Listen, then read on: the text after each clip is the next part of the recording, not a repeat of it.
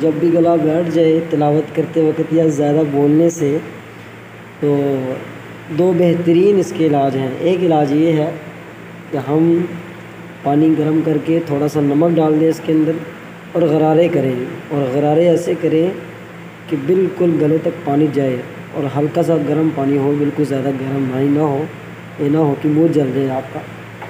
اور دوسرا طریقہ یہ ہے کہ ٹھنڈا پانی چھوڑ دیں پینا، گرم پانی پیتے رہیں، تو انشاءاللہ جو گلا بیٹھا ہوگا تو وہ صحیح ہو جائے گا انشاءاللہ۔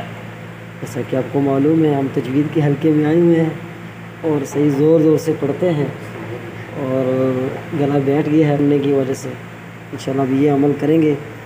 آپ سے بھی دعاؤں کی درخواست ہے کہ آپ ہمیں دعاؤں میں یاد رکھیں۔ جزاک اللہ۔ اس طرح کرنا ہے اور زور سے غرارے کرنے ہیں، آواز آئے غراروں کی آواز آئے ایسے۔ شاباش۔